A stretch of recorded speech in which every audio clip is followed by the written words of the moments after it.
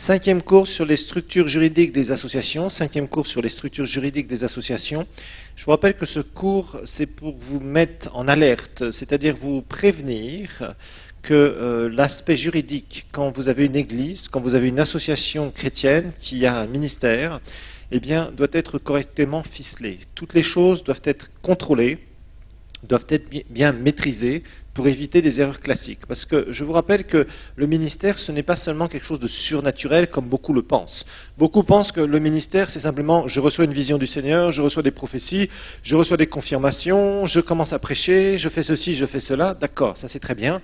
Mais derrière tout ça, il y a toute une machine naturelle qui doit être extrêmement bien maîtrisée, parce que si vous la maîtrisez mal, vous risquez de vous retrouver avec des sérieux problèmes, de freiner la vision que le Seigneur vous a donnée, et éventuellement de tout casser, parce que ça s'est vu à un certain nombre de reprises, et je vous ai montré certains exemples tragiques d'ailleurs de certaines personnes qui, entre autres un pasteur aux États-Unis, qui était parti un jour en congé avec sa famille, et il est revenu et il s'est retrouvé avec tout dehors, c'est-à-dire qu'il ne pouvait plus rentrer dans son ministère. C'était d'autres personnes qui avaient pris son ministère.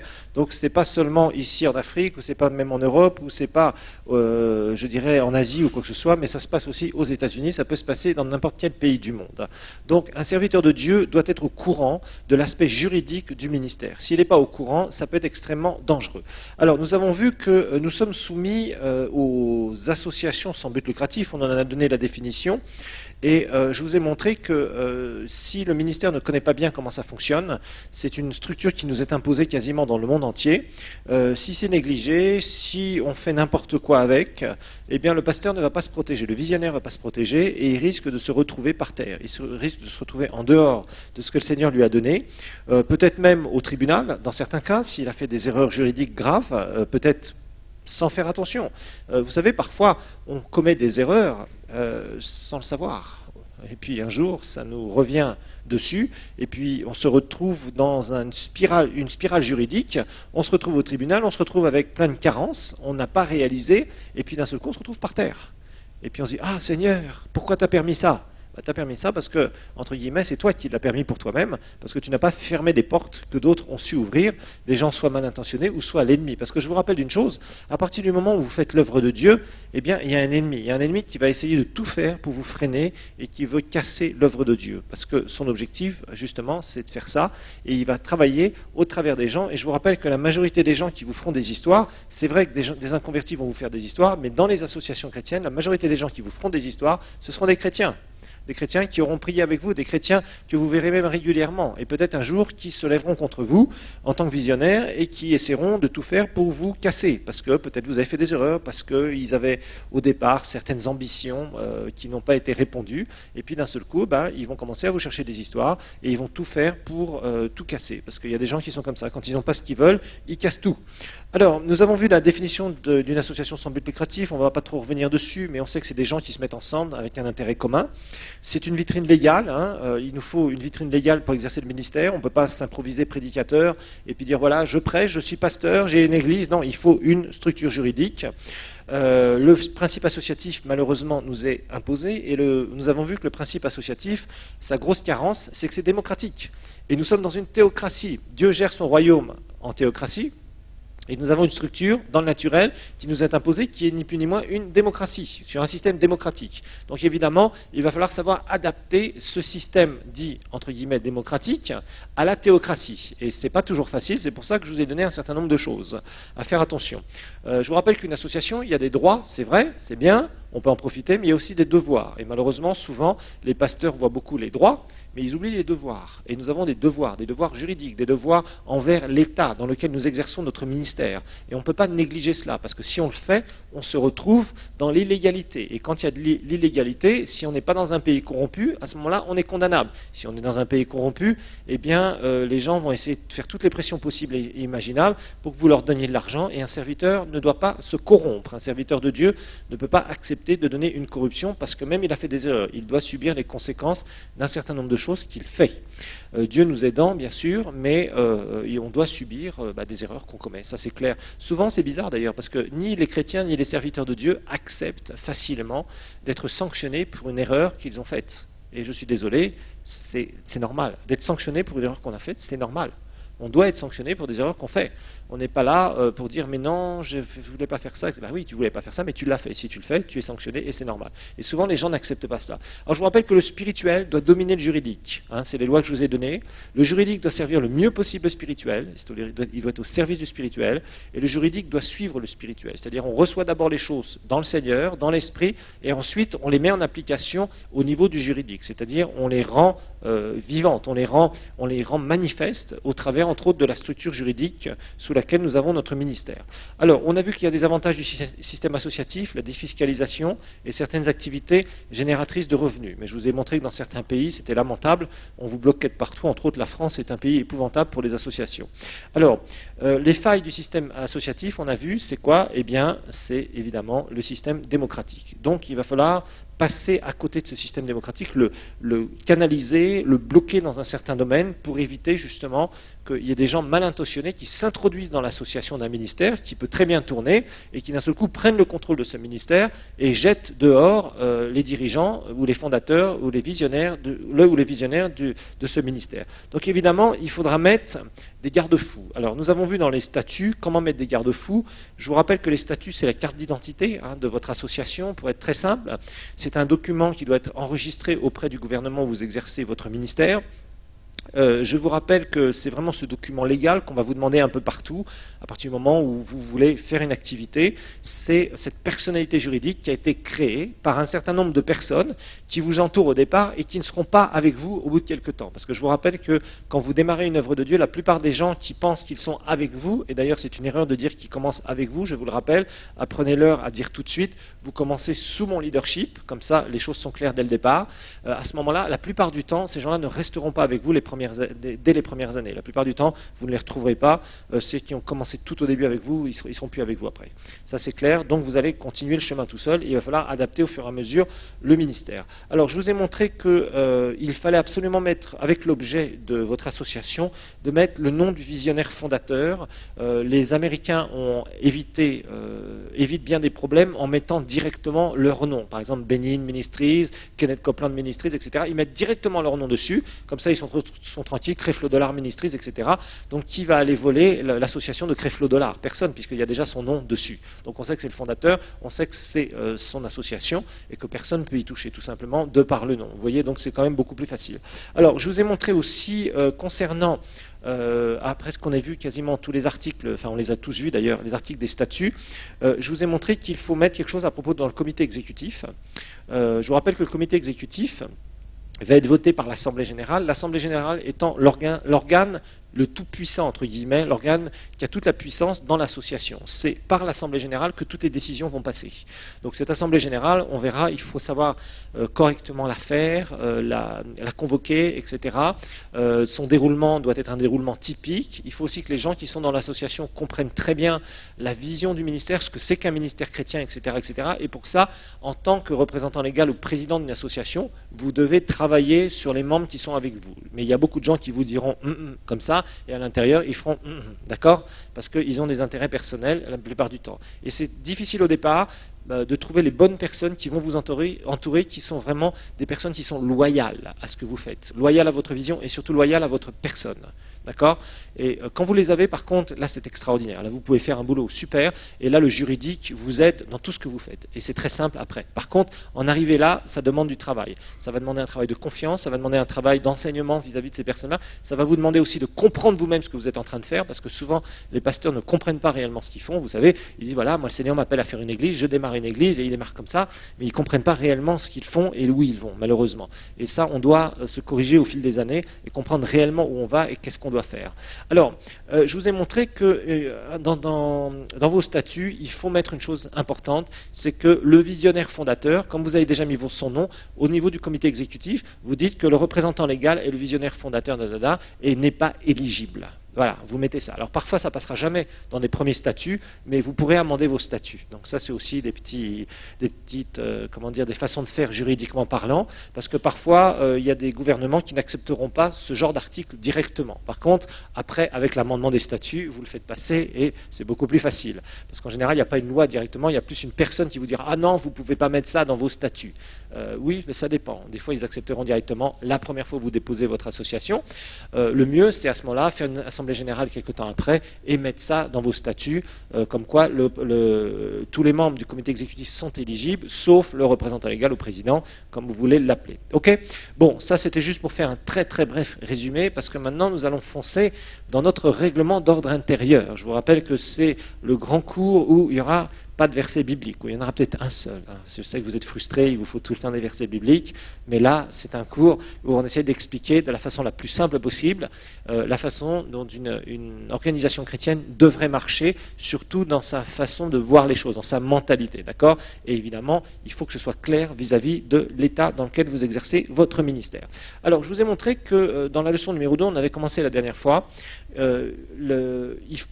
les statuts, c'est vraiment votre carte d'identité. Et dans les statuts, je vous ai dit, il ne faut pas mettre de versets bibliques, il ne faut pas mettre de choses très chrétiennes, c'est vis-à-vis des païens, ça. Par contre, vous avez un autre document, qui est un document qui est important, qu'on vous demandera en cas de problème. Si vous avez des problèmes dans votre association, on vous demandera 2 documents. On vous demandera d'abord les statuts, mais très souvent, on vous demandera aussi le règlement d'ordre intérieur.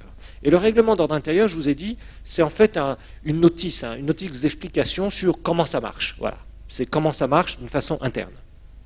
Voilà, une façon très simple. On essaie vraiment de simplifier les choses. Et il est clair que dans un des articles de vos statuts, il y a toujours marqué que pour adhérer à la présente association, il faudra aussi se soumettre au règlement d'ordre intérieur, etc.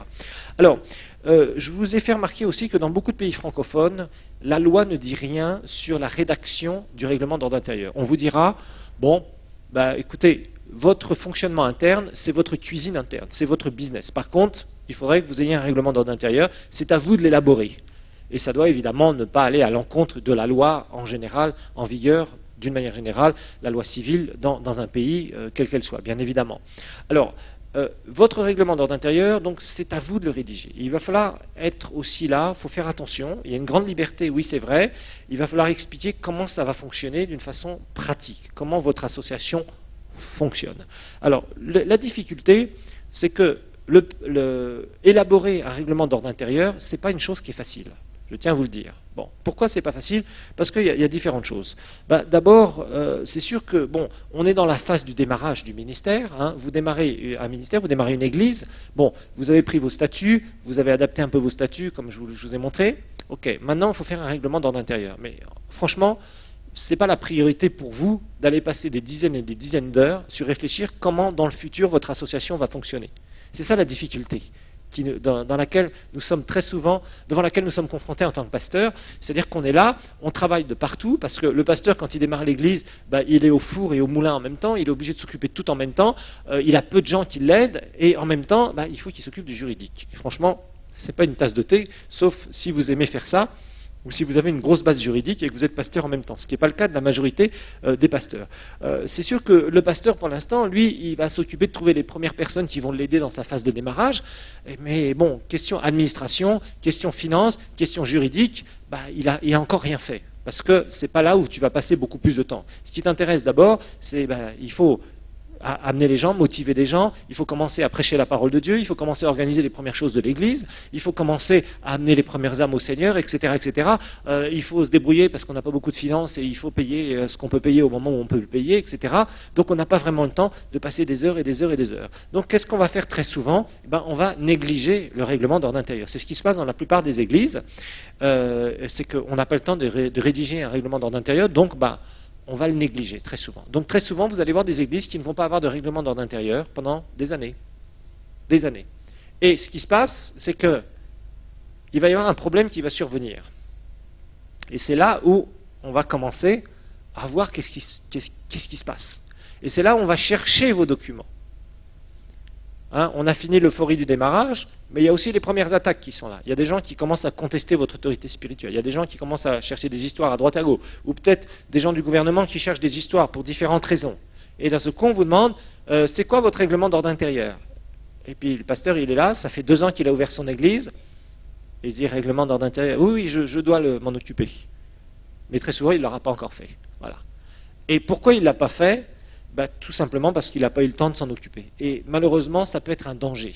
Donc, ce que je conseillerais très fortement, c'est au départ, comme on ne sait pas encore comment va vraiment fonctionner le ministère, parce qu'on n'a pas encore vraiment les idées très précises et très claires là-dessus, c'est d'élaborer un règlement d'ordre intérieur qui est assez succinct, mais au moins avoir un document qui fait quelques pages, mais qui explique très succinctement certaines choses.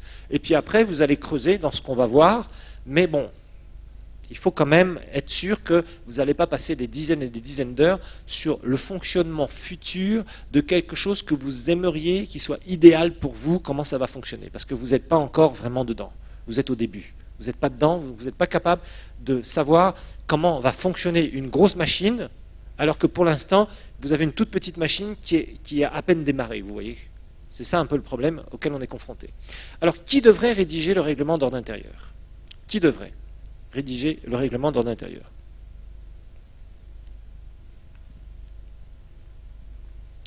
Eh bien, il faut que ce soit le visionnaire fondateur.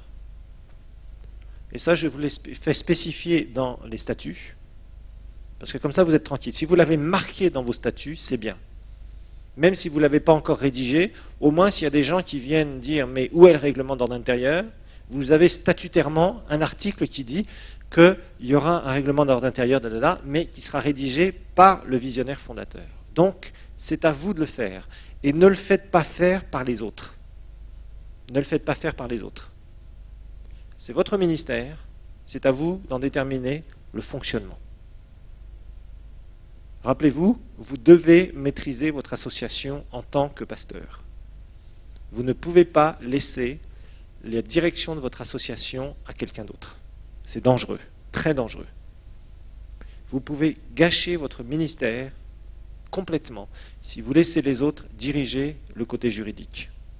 Et parfois, même souvent, les pasteurs n'ont pas beaucoup d'habilité dans le juridique, donc ça les dérange. Il faut qu'ils fassent des assemblées générales, il faut qu'ils s'occupent de tout l'aspect juridique, il faut qu'ils soient sûrs que l'association est à jour, et ça prend du temps. Mais c'est indispensable. Si vous voulez rester sur la piste dans le ministère, il faut que vous maîtrisiez l'aspect juridique. C'est à vous de le faire. D'accord?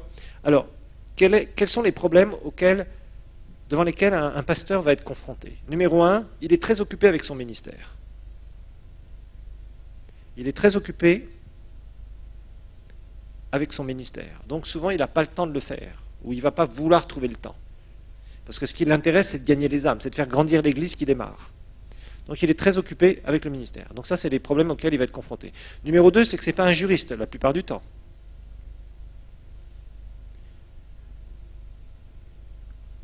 Ce n'est pas un juriste. Donc aller rédiger un document qui fait des dizaines de pages, c'est peut-être pas son charisme. Donc il n'est pas juriste. Donc franchement, il va se dire, bon, on va remettre ça plus tard. Ensuite, il n'a pas d'expérience dans son ministère. Il n'a pas l'expérience. Donc comme il n'a pas d'expérience, il est obligé d'inventer un document quasiment. Et inventer un document, c'est pas facile. Quand vous n'avez pas l'expérience du ministère. Un document qui va être adapté au ministère. Donc ça, c'est déjà les 3 premières choses. La 4e chose, c'est qu'il aura du mal à trouver un autre ministère qui a de l'expérience et qui va l'aider dans la rédaction du ROI. Donc il va avoir du mal à trouver un autre ministère qui aura de l'expérience dans le domaine.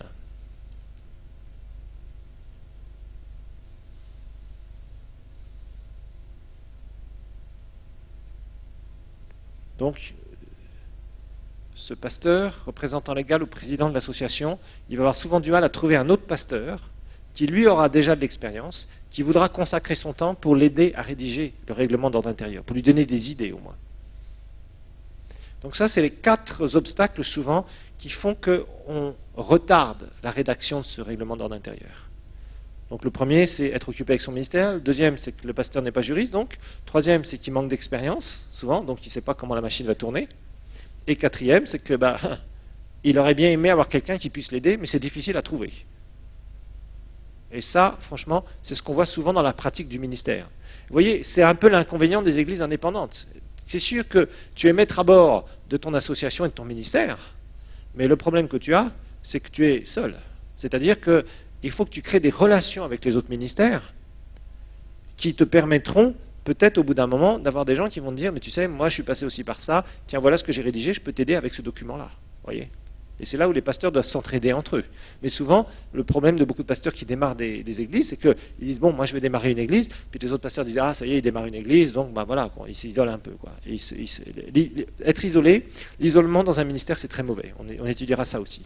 Donc l'idéal, c'est quoi? Comme on voit qu'il y a pas mal d'obstacles, l'idéal, c'est que le pasteur, rapidement, il rédige au moins un premier règlement d'ordre intérieur, mais assez succinct, quelques pages, mais au moins un premier document.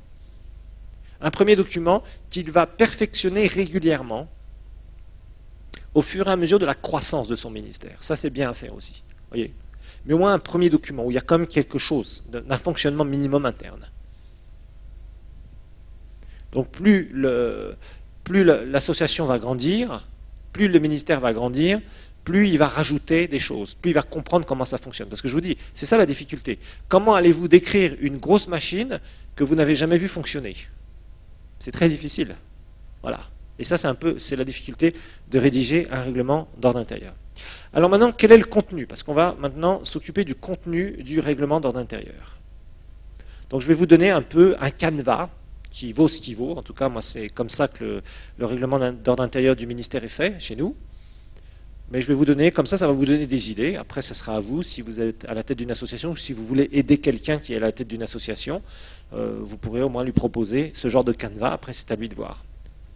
Alors, en fait, le mieux, c'est de reprendre vos statuts, parce que vos statuts, rappelez-vous, ça donne uniquement le fonctionnement général de l'association. Hein, ça, c'est la carte d'identité. Mais dedans, quand même, vous avez un certain nombre d'éléments sur lesquels vous allez vous appuyer pour rédiger votre règlement d'ordre intérieur.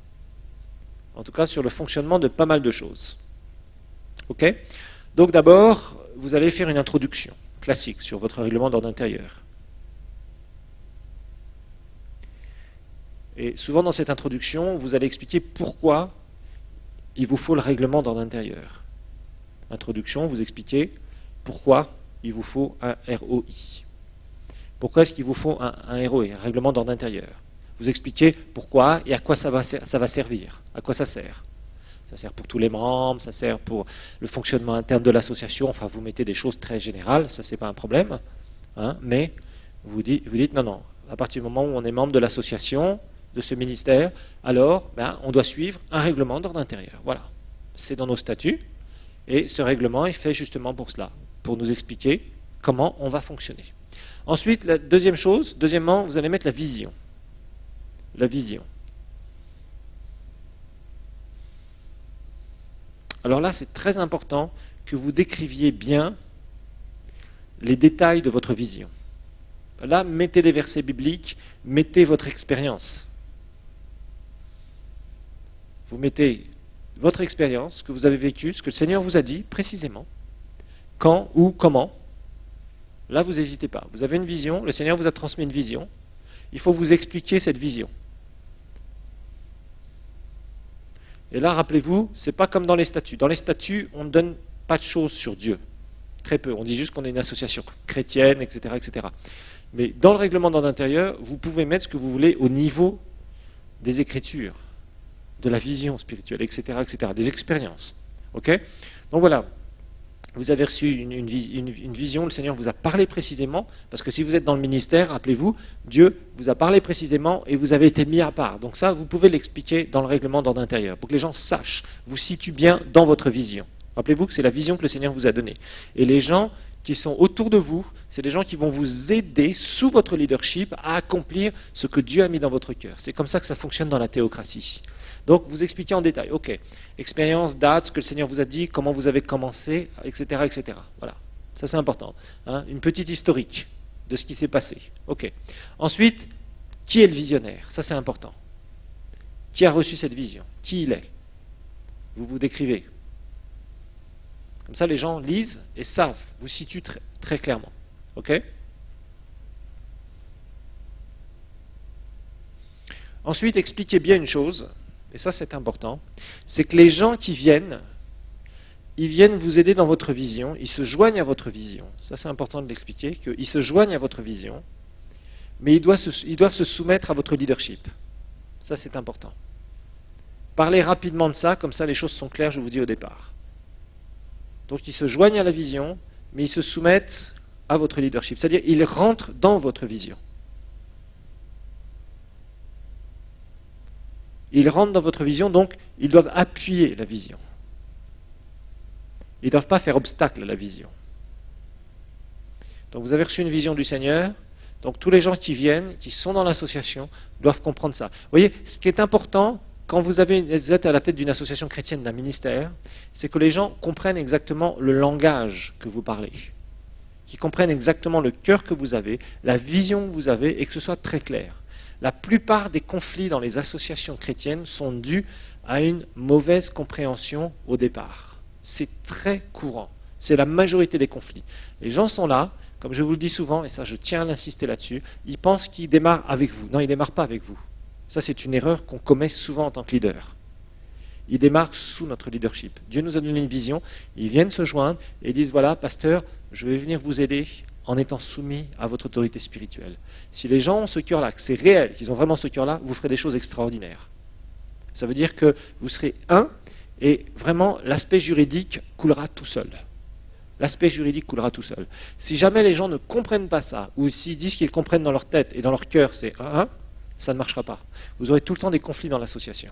Et quand vous avez des conflits dans une association chrétienne, franchement, c'est la galère. Parce que les gens commencent à mettre des semences pourries, après ça déborde sur l'église, etc., etc. Donc ça, c'est des choses dont il faut guérir, qu'il faut éradiquer. Le leader a sa part, parce qu'on expliquera la part du leader aussi, qui est très importante. Vous allez avoir des cours là-dessus. Le leader doit montrer l'exemple, qu'on soit bien d'accord. Mais d'un autre côté, les gens qui suivent, qui entourent le leader, doivent comprendre leur rôle. Parce que souvent, comme on est dans une association, les gens disent, on a démarré ensemble, on fait les choses ensemble, donc moi je veux dire ça, moi je veux qu'on fasse ça, moi. Non, c'est pas comme ça que ça fonctionne. C'est une théocratie, d'accord? Mais on a une association. Donc cette association doit s'adapter et les gens doivent comprendre qu'on doit suivre le leader. C'est comme ça que Dieu voit les choses. Quand les gens commencent à vouloir s'élever, c'est un peu comme les Israélites dans le désert qui commençaient à dire au bout d'un moment avec l'histoire des 12 espions, eh bien, levons-nous, nommons-nous un chef et retournons en Égypte. Vous voyez? Ça c'est typique. Mais dans les associations, c'est à peu près ça qu'on voit constamment. Vous voyez? Donc c'est pour ça qu'il faut être très clair. Le ministère a été reçu par quelqu'un, il a une onction, et à partir de ça, il y a des personnes qui viennent travailler sous sa vision, sous son leadership.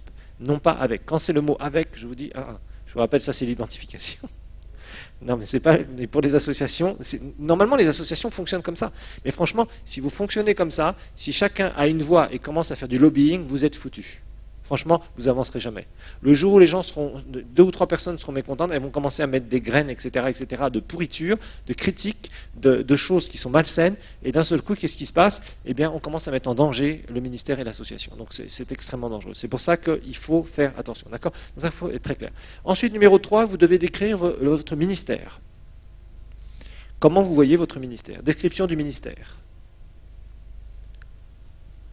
Description du ministère, voilà. Vous avez un ministère, qu'est-ce que Dieu vous a dit par rapport à ça? Voilà. Par exemple, il y a une église, par exemple, il y a un institut, par exemple, il y a un centre multimédia, par exemple, eh bien aussi, on a des, voilà. Vous décrivez ce que vous avez dans votre ministère, voilà. Donc, ça peut être les départements. Vous décrivez les départements spirituels et non spirituels.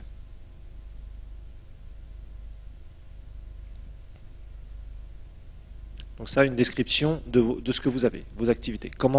Quels sont les gros départements de votre ministère. Ensuite, faites un organigramme. Numéro 4, organigramme.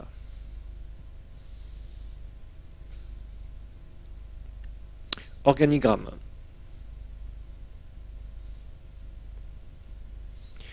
Et là, en fait, il y a 2 types d'organigrammes que vous devez faire. Vous devez faire du côté spirituel, donc l'organigramme spirituel, et l'organigramme structurel.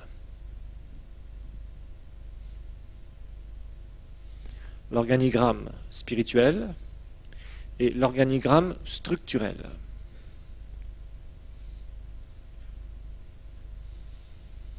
L'organigramme spirituel, c'est très simple. À la tête, vous devez avoir le visionnaire. Ou éventuellement, s'il y en a 2, si c'est un couple par exemple, il peut y avoir des visionnaires si c'est un couple, mais en général, il y a un visionnaire. D'accord? Et à ce moment-là, à partir de ça, visionnaire, pasteur, ok? Et là, vous parlez du côté spirituel. Maintenant, en dessous, vous avez des gens. Ça peut être des anciens, ça peut être des diacres. Ça dépend comment vous structurez votre ministère, votre église. Ok? Ça, c'est à vous de voir. L'organigramme est fait, mais soyez toujours à la tête et que ce soit bien clair pour tout le monde. Dans l'organigramme structurel, c'est très simple. L'organigramme structurel, à la tête, il y aura un petit carré où il y aura visionnaire. Et après, vous avez comité exécutif, assemblée générale. Et membres.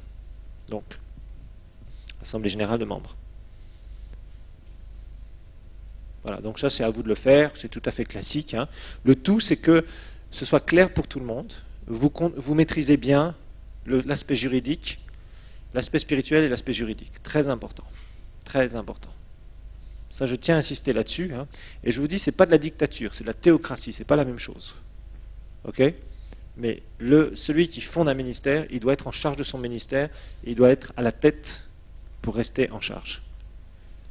Quand il commence à ne pas laisser des portes ouvertes pour que les gens fassent n'importe quoi, les gens feront n'importe quoi. Alors maintenant, on va voir en cinquièmement la qualité de membre. La qualité de membre.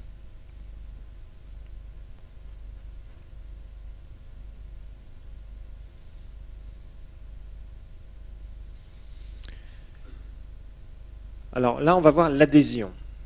L'adhésion, petit a, l'adhésion.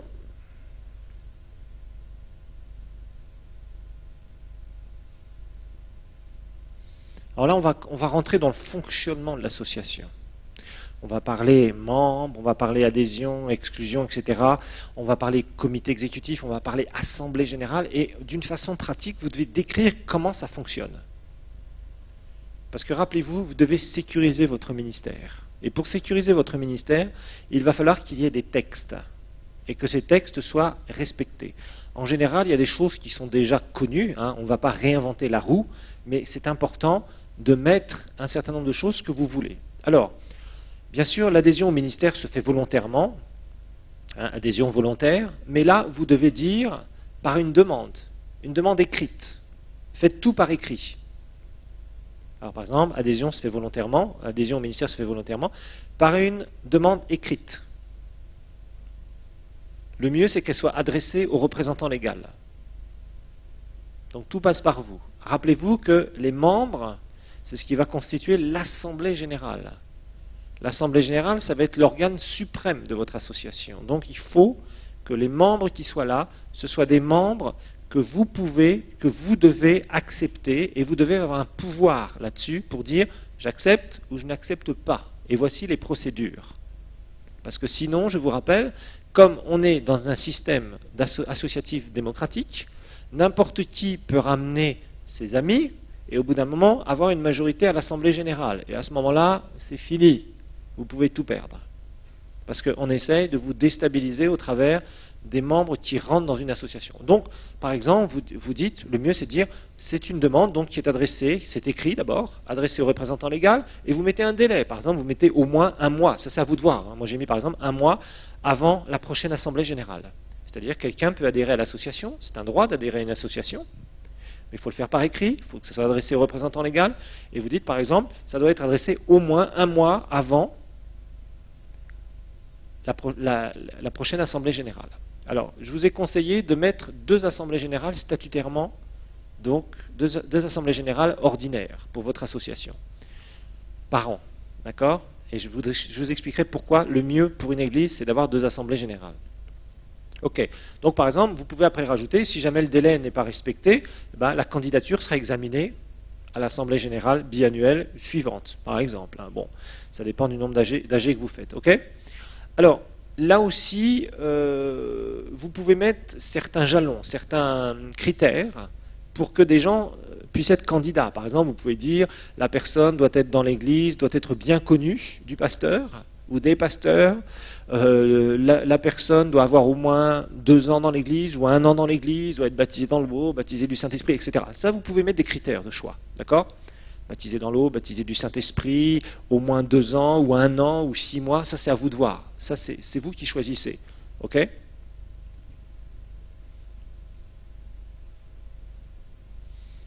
Alors, là, vous pouvez mettre aussi des choses qui rajoutent. Je vous rappelle, vous avez un processus démocratique, mais vous pouvez limiter la démocratie, qui n'est pas quelque chose qui correspond à la théocratie, avec votre règlement d'ordre intérieur. Donc par exemple, vous pouvez mettre que le représentant légal peut refuser de présenter la demande d'adhésion pour différents motifs. Donc il peut refuser de présenter la demande d'adhésion. Ça, c'est personnel. Par exemple, s'il trouve que la demande est trop précoce, s'il trouve que quelqu'un veut entrer, mais que, bon, il trouve qu'en tant que pasteur, c'est pas opportun, vous voyez. Donc il peut refuser, vous le mettez ça dans votre règlement d'ordre intérieur, le pasteur, le visionnaire, peut refuser de présenter la demande d'adhésion, donc à l'Assemblée générale, pour différents motifs. Demande trop précoce, des doutes sur l'intégrité de la personne, ou autre. Si vous voyez qu'il y a des gens qui essayent de faire entrer des personnes, vous savez, que vous sentez qu'il y a un membre qui commence à... Vous savez, dans les assemblées générales, on ressent l'atmosphère. Quand il y a une très bonne atmosphère, on la ressent très bien et ça se passe très très bien. Donc franchement, moi j'ai vraiment pas à me plaindre maintenant. Mais par le passé, vous savez, on a tenu des assemblées générales où on voyait qu'il y avait des gens, vous voyez, ils vous faisaient une opposition latente, qui était constamment. On sentait qu'ils avaient parlé à d'autres personnes avant, etc. Alors les gens viennent en assemblée générale, vous sentez qu'ils sont là, mais ils ne sont pas vraiment là pour construire. Ils sont là plus pour... ils ont fait du lobbying, ils essayent un petit peu de faire certaines choses. Et ça c'est pas bon. Quand vous avez une assemblée générale qui est comme ça, il faut faire très attention. C'est pour ça qu'avec votre règlement d'ordre intérieur, il faut limiter. En fait, l'idée, c'est que les candidatures... En fait, elles passent et elles doivent être obligatoirement approuvées par vous, le visionnaire. Parce que vous ne pouvez pas laisser rentrer quelqu'un en tant que membre dans votre association à partir du moment où cette personne ne vous est pas loyale et que vous n'avez pas prouvé qu'elle n'est pas loyale à votre vision et à votre ministère. Ça, c'est normal, parce que vous êtes en train de construire quelque chose du Seigneur. Et si vous avez des gens qui veulent s'introduire avec des motifs qui ne sont pas purs ou des motifs qui ne sont pas éprouvés, c'est dangereux pour l'œuvre de Dieu. Et vous êtes là pour protéger l'œuvre de Dieu. Donc, obligatoirement, il faut mettre un certain nombre de choses à propos de l'entrée dans l'association, pour que les gens qui veulent adhérer, eh bien, vous puissiez ouvrir la porte ou vous puissiez fermer la porte. Ok ? Si vous ouvrez la porte, vous présentez la candidature à l'Assemblée générale, et l'Assemblée générale, vous lui dites, voilà, il y a telle personne qui veut être membre, franchement, c'est quelqu'un qui est bien, quelqu'un que je connais bien, etc. etc. Et l'Assemblée générale est là et a confiance en vous. Donc elle dit, ok, il n'y a pas de problème. Et ils vont voter tous, ok.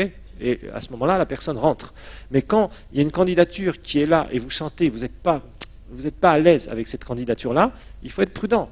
Parce que si vous laissez rentrer des gens n'importe comment dans votre association, après c'est eux qui mettront le désordre parce qu'ils auront un pouvoir de vote. Ils auront un pouvoir de chercher des histoires dans l'association. Et vous ne pouvez pas vous permettre le luxe d'avoir des assemblées générales où vous discutez avec des petites guéguerres de pouvoir intérieur. Ça, c'est dangereux de faire ça. Donc il faut l'éviter à la base. Donc le mieux pour l'éviter à la base, c'est de savoir, c'est vous qui tenez la poignée de la porte en tant que visionnaire et représentant légal, d'ouvrir ou de dire non, on ne présentera pas cette candidature parce que pour moi c'est trop précoce. Et vous pouvez le signaler d'ailleurs à l'Assemblée générale, mais ça il faut que ce soit marqué quelque part. Donc c'est mieux. Alors ensuite, vous pouvez mettre des choses comme la personne devient membre effectif, là c'est pas la peine de noter, hein, vous l'avez dans vos notes, elle devient effective du ministère à la tenue de l'Assemblée générale, membre effectif du ministère à la tenue donc, de l'Assemblée générale, un courrier du représentant légal lui sera adressé au nom du ministère pour lui signifier officiellement l'acceptation de son adhésion, comme quoi donc en Assemblée générale on a approuvé sa candidature en tant que membre, et puis donc le nouveau membre peut participer évidemment à toutes les activités du ministère dès le vote de l'Assemblée générale. Alors, par contre, vous pouvez faire aussi quelque chose qui est pratique, en tout cas moi je l'ai mis dans mon règlement d'ordre intérieur, comment dire, si par exemple vous présentez une candidature dans une assemblée générale tel jour, et que c'est une personne qui était là, vous saviez qu'elle allait se présenter, vous lui avez demandé. D'ailleurs, souvent, le mieux, c'est que le représentant légal aille vers certains chrétiens de son église et dire, voilà, est-ce que tu ne voudrais pas faire partie de l'association, tu as des compétences en ça, est-ce que tu ne voudrais pas les mettre, je dirais, au service donc, de l'église, etc., au travers de l'association. Donc, en fait, vous allez vous-même. Le mieux, c'est que le représentant légal aille recruter lui-même les futurs membres. C'est ce qu'il y a de mieux à faire, parce que c'est lui qui les connaît, et c'est le pasteur donc, qui les voit évoluer, et ça lui permet d'avoir des gens de confiance, des gens avec lesquels il veut s'entourer, tout simplement. Vous savez, dans le monde, l'adhésion aux associations, vous faites ça comme vous voulez. Vous avez juste à écrire une lettre et normalement on ne peut pas vous refuser, on ne peut pas vous bloquer, on ne peut pas vous fermer la porte. Mais dans les églises, on ne peut pas faire ça, parce que sinon c'est extrêmement dangereux de jouer à ce jeu-là, vous risquez d'avoir pas mal de problèmes. Alors ensuite, ce que vous pouvez faire, donc rajouter dans un petit article, tout simplement, c'est, vous savez, parfois vous avez des postes à pourvoir. Il y a par exemple votre trésorier ou secrétaire qui va partir, ne sera plus dans le pays, ou qui pour une raison ou pour une autre ne peut plus suivre les activités de l'association, vous avez besoin d'un poste à pourvoir. Vous repérez une personne, vous lui dites, bon, écoute, tu vas écrire une lettre de candidature pour devenir membre, on va présenter ça en assemblée générale, vous en avez déjà parlé un peu à tous les gens de l'assemblée générale, vous savez qu'ils sont d'accord avec ça, et à ce moment-là, la personne peut directement participer à la suite, une fois qu'on a voté oui, elle est membre, elle peut participer à la suite de l'assemblée générale en cours. Bon, le mieux c'est de faire des petits textes comme ça vous n'êtes pas bloqué, si c'est des textes qui vous ouvrent des portes. Rappelez-vous, tout doit être fait pour que tout fonctionne correctement. Que en fait, les gens puissent être là et que le juridique ne bloque pas l'avancée de ce que vous voulez faire dans la vision. D'accord ? Donc il faut simplement mettre des textes qui permettent de bloquer les gens qui sont mal intentionnés, ça c'est clair, mais aussi à partir du moment où il y a des bonnes choses qui sont faites avec des bonnes personnes, que les choses aillent vite, que vous ne soyez pas bloqué par tout un tas de procédures qui vous empêchent d'aller plus rapidement. Alors, pour les membres, il faut mettre que ces membres doivent être impliqués. Tous les membres doivent être impliqués régulièrement dans les activités. Ça c'est important. Tous les membres doivent être impliqués régulièrement dans les activités. Ça, c'est important, parce que quand vous avez des gens qui commencent à se détacher des activités, il vous faut aussi une argumentation pour que les gens soient radiés s'ils ne veulent plus participer, mais qu'ils veulent toujours être dans les listes. Ça, c'est important, on va voir pourquoi. Donc, tous les membres doivent être impliqués dans toutes les activités régulièrement. Alors, une chose aussi qui est bien à mettre à propos des membres, c'est que en fait, il faut mettre une interdiction de diffusion des documents de l'association par les membres. Interdiction, donc, de diffusion des documents de l'association. Ça, c'est bien de le mettre dans le règlement d'ordre intérieur, que tout membre, il est interdit à tout membre de dupliquer des documents de l'association et de les diffuser. De les diffuser. En fait, ça relève d'une faute grave.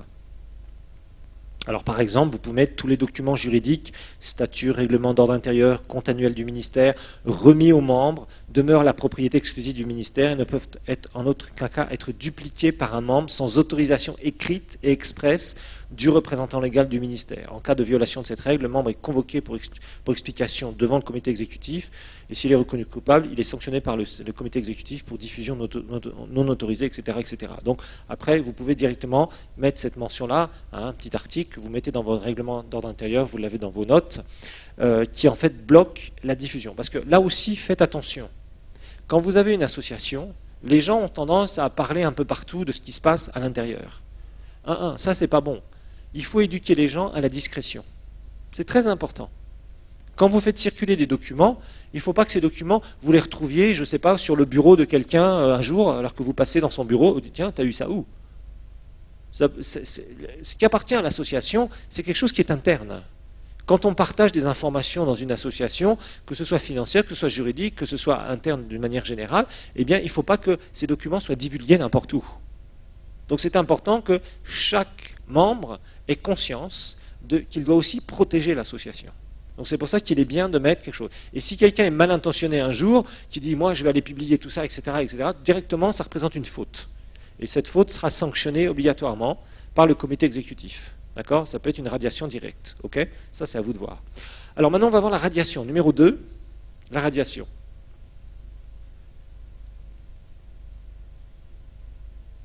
La radiation.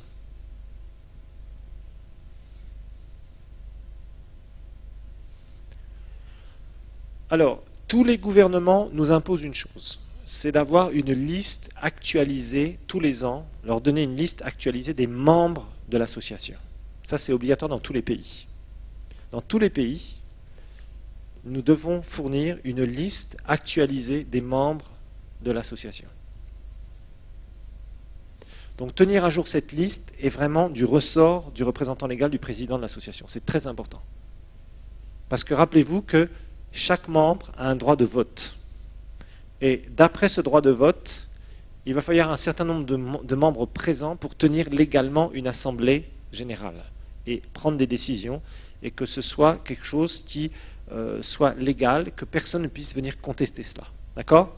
Donc il y a cet aspect légal donc, de la liste, mais il y a aussi évidemment cet aspect de gens qui pourraient être mal intentionnés, qui restent dans les listes, et qui après, un jour, ressortent, reviennent dans des assemblées générales alors qu'ils étaient absents pendant je ne sais combien de temps, et puis maintenant ils ont vu différentes choses où ils peuvent avoir un certain pouvoir. Vous savez, les gens, c'est triste à dire, mais ils cherchent à avoir du pouvoir dans les associations chrétiennes. Je ne sais pas pourquoi, mais c'est quelque chose, c'est humain. Plutôt que d'être une pierre qui permette à l'édifice d'aller plus haut, très souvent, c'est des petites guéguerres internes. Et ces guéguerres internes, je vous dis, il faut leur couper court, il faut les empêcher, parce que franchement, c'est pas digne du Seigneur d'avoir des guerres internes dans une association alors que vous êtes en train d'exercer votre ministère. Alors maintenant, il y a des pasteurs et des représentants légaux qui sont très conflictuels et qui créent eux-mêmes des guéguerres internes. Ça, c'est triste à dire, mais il y en a, j'en connais un certain nombre, c'est triste à dire, ils n'arrivent pas à manager les gens, ce qui fait qu'ils créent des conflits partout, et constamment, ils ont des conflits dans leurs associations, dans leurs églises, etc. etc. Non, non. Dans l'église de Dieu, il doit y avoir la paix. Okay, maintenant, qu'il y ait des gens qui viennent toujours chercher des histoires, ça, il y en a. C'est normal. Ça fait partie de la vie de l'église. Mais ces gens-là, il faut s'arranger pour qu'ils ne puissent pas avoir un pouvoir possible, donc pour diriger ou pour prendre des décisions dans l'association. Sinon, c'est dangereux. D'accord? Donc, il faut vraiment faire attention. Donc, la liste, c'est sûr qu'elle doit être actualisée pour l'histoire de quorum, que nous allons voir, c'est-à-dire un certain nombre de membres présents, pour qu'une assemblée se tienne correctement, et puis l'aspect du pouvoir de certaines personnes. Alors, la radiation, en général, on met des articles comme la radiation des membres du ministère peut se faire soit par démission ou par exclusion. Démission ou exclusion. C'est les deux raisons pour lesquelles un membre peut être radié.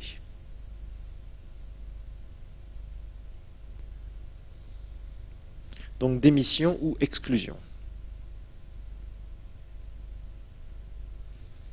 Alors d'abord, grand A, on va voir la démission.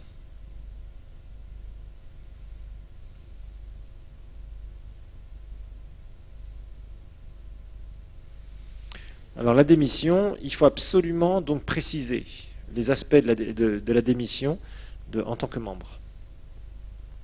Alors par exemple, on met des articles comme ça tout à fait classiques. Tout membre du ministère a la liberté de démissionner de l'association en tant que membre de celle-ci s'il en ressent le besoin ou s'il constate son incapacité à remplir ses obligations en raison d'un manque de temps, d'un éloignement géographique régulier, par exemple des missions de travail, etc., etc., ce à n'importe quel moment.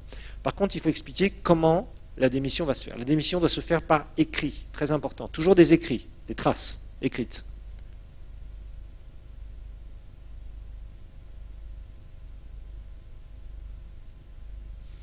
Alors, vous pouvez mettre qu'il y a constatation par comité exécutif, uniquement, par exemple. Le mieux, c'est de faire comme ça. Démission par écrit. Alors, démission, on l'adresse au représentant légal, bien sûr. Et à ce moment-là, on constate en comité exécutif. Constat en comité exécutif. Et puis, l'information est donnée dans l'assemblée générale suivante.